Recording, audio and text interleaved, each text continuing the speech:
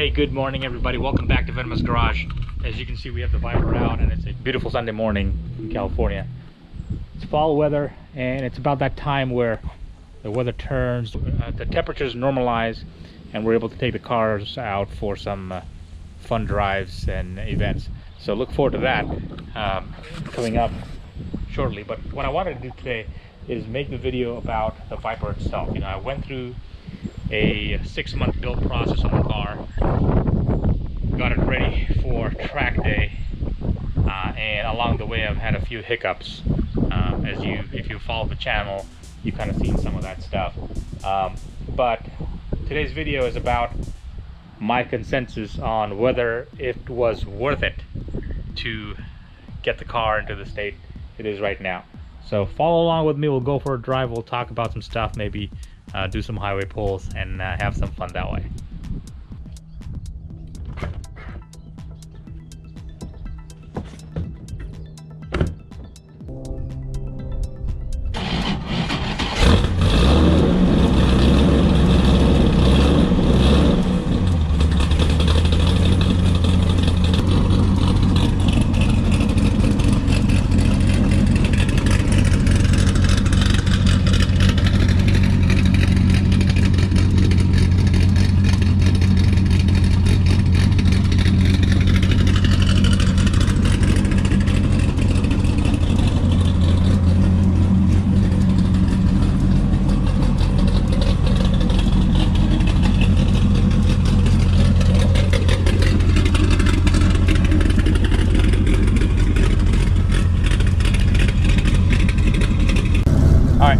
So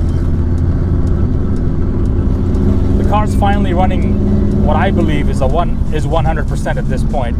My original goals with this car was to track it because this was a replacement for my GT350.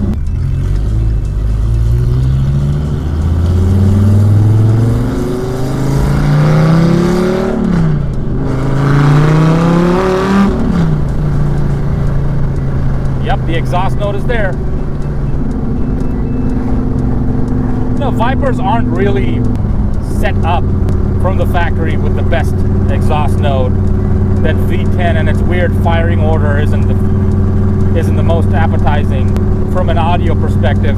But I have to say, when you start modifying the exhaust, you can get some pretty beautiful exhaust notes out of this thing, especially when this car is just idling. It's camming away with the long tube headers on there.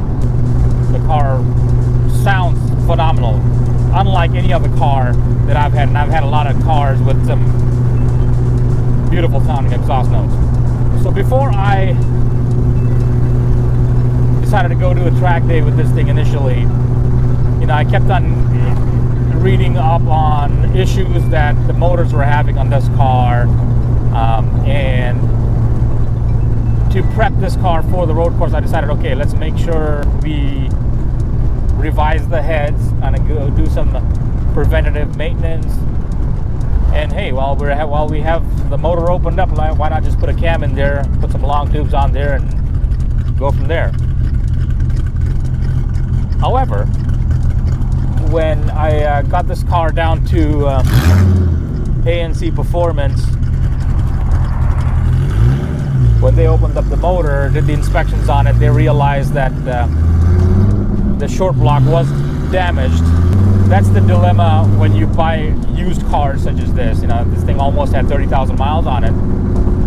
It belonged to somebody's rental fleet at one point. So, you know, who knows how it was driven or how it was abused. And that was one of the other reasons I did the whole refreshing of the heads. Make sure everything's great before I take it on a track day and have issues with it. So when we found out that this car needed a new short block, in a sense, I had to put some more funding into it, ensure that I'm able to make this thing perfect. And while we're at it, I'm like, let's freaking overbuild it so that in the future, if I do decide to twin turbo this thing or boost this thing somehow, it would work perfectly. And Todd at ANC was awesome to work with. He worked through the whole process with me, you know. Then once the motor's built, the car comes back to me. I start doing the break-in process, and I did it's got about 1,000 miles since it's built now. Did the whole break-in process on it. What I found out during the break-in process was it started having this charging system issue, where if I push it beyond a specific RPM, there'll be some sort of a electrical short, and the battery doesn't get charged anymore. Eventually, the battery drains out, and the car is immobile. Obviously, when you have a car that's so extensively modified, it's really hard to pinpoint what the problem was. So when you go to the forums and start discussing this, we kind of have to go with a process of elimination, to where, check the alternator, that didn't fix it. Change the battery, didn't fix it. New serpentine belt, didn't fix it. Battery temperature sensor, did not fix it. And I was just about to install a new starter motor on it. So when I looked at the starter, one of the things I realized is the starter has the positive and negative battery cable, which is what provides power, but it also has a solenoid which has an input for ignition on. So when I press the engine start button, it sends a signal to the starter saying, hey, start the vehicle.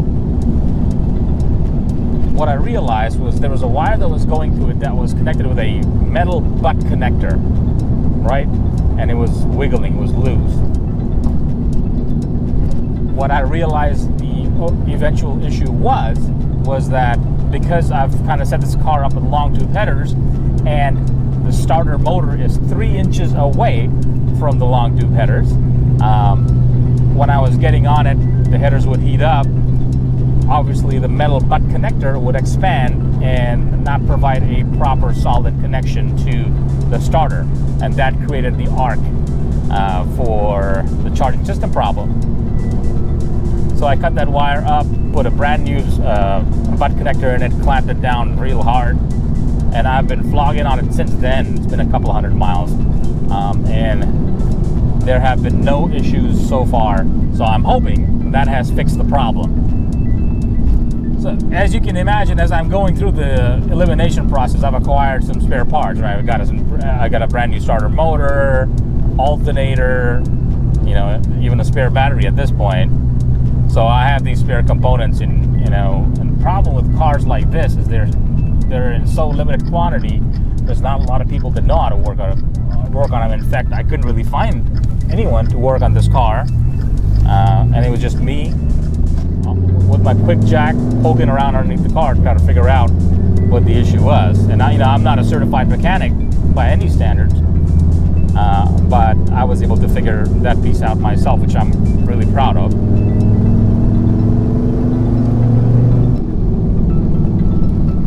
Got some bikes here, let them mess around.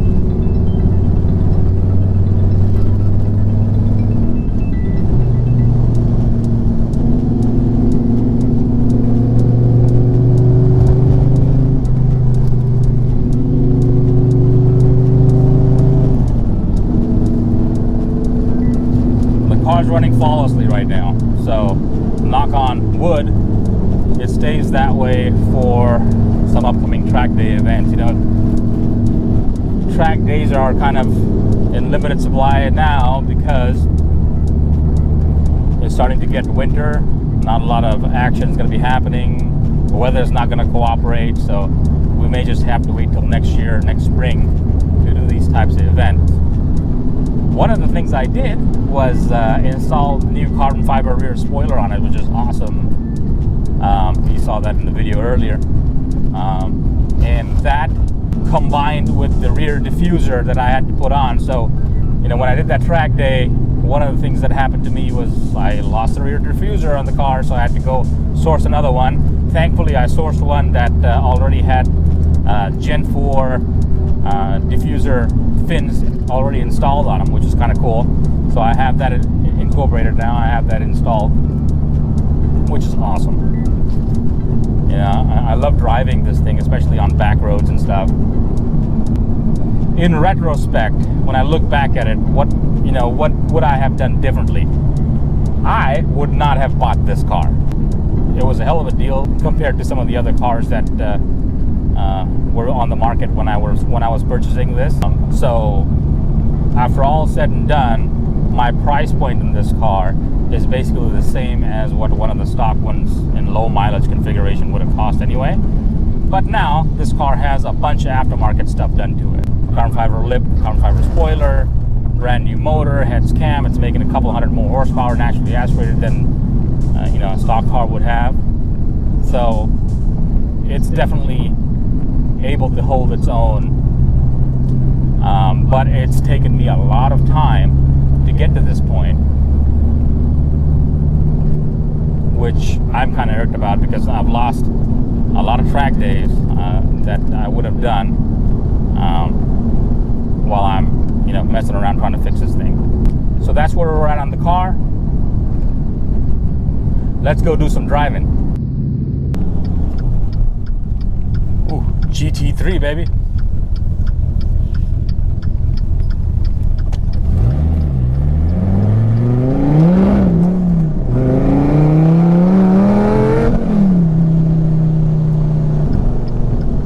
Guy doesn't want to play.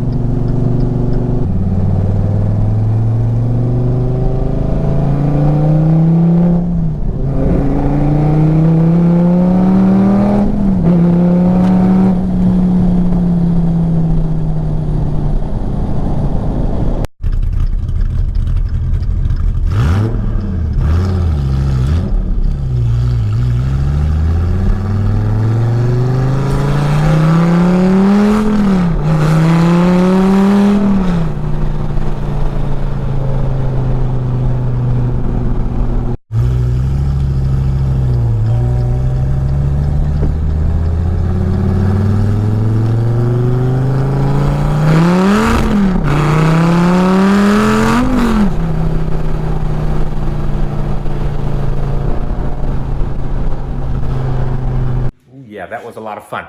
I'm gonna go ahead and end the video right here, guys. I finally dialed the car in. It's got its electrical issues ironed out, the motor's broken in, the suspension's dialed in on it, and I fixed the rear diffuser issues I've had with it. So we're pretty much ready to rock and roll for the next few road race events. Hopefully do half-mile events with this thing. I have some personal health issues that are happening that may prevent me in the immediate future for doing some things, but rest assured I'm going to be back in action as soon as I can. Thank you guys for watching. If you enjoyed this video, please like and subscribe, and I'll see you in the next one.